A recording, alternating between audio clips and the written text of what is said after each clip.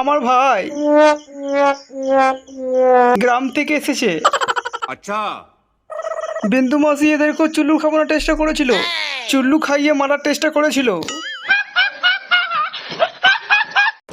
কিন্তু আমি থাকতে আমার ভাইকে চুল্লু খাওয়াতে পারিনি। আপনিও তো চুল্লু খান।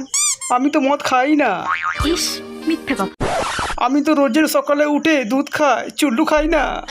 আমি কত ভদ্র মানুষ। বিন্দু মাসি, চুল্লু বেচার অপরাধে পুলিশরা আপনাকে অ্যারেস্ট করতে আসছে, আপনি পালান।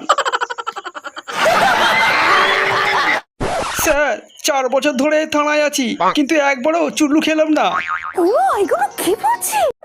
না, বাড়িতে গিয়ে বোনকে বলবো তোর দাদা চুল্লু খেয়ে এই শরীরটা বানিয়েছে। বলেন কি? আপনি এসেছেন, আমার আর কোনো চিন্তা নেই। আপনার সাথে থাকলে মদ খেয়ে আমার ঠিক শরীরটা বুলেট হয়ে যাবে। আচ্ছা ঠিক আছে, এখানে কি কোথাও মদের চাট পাওয়া যায়? বুঝো না এই ব্যাপারটা। আছে তো, আমার বাড়ি। সেটা আবার কোথায়? ঠিক বলেছে। কেন আমার বাড়ি? আপনার মদ খাওয়ার চাট আমার বাড়ি থেকে আসবে? আমার বোন হেভি মাংস রান্না করে। ফাদার, যাওয়ার আগে একখানা বিড়ি দিয়ে যাও। আমি বিড়ি দেবো না ফাদার, আমার কাছে একটা বিড়ি নেই। আমি বিশ্বাস করি না। সরে যা সামনে দিয়ে। ফাদার, ফাদার, তুমি বিড়ি না দিলে আমার কি হবে বলো?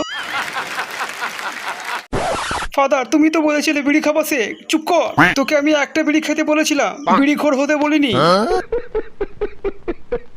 আর এমনও আমার কাছে একটা বিড়ি আছে, আমি দিতে পারবো না।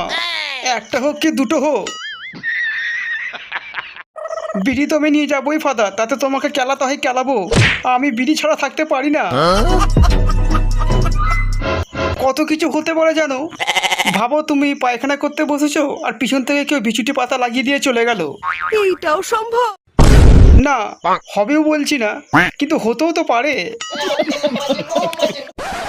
বা ধরো তুমি মদের দোকানে বসে মদ খাচ্ছ, কেউ মদের মধ্যে এসে বিমল দিয়ে চলে গেল। হবেই বলছি না, হতেও তো পারে। বন্ধ করো, হাত জোড় के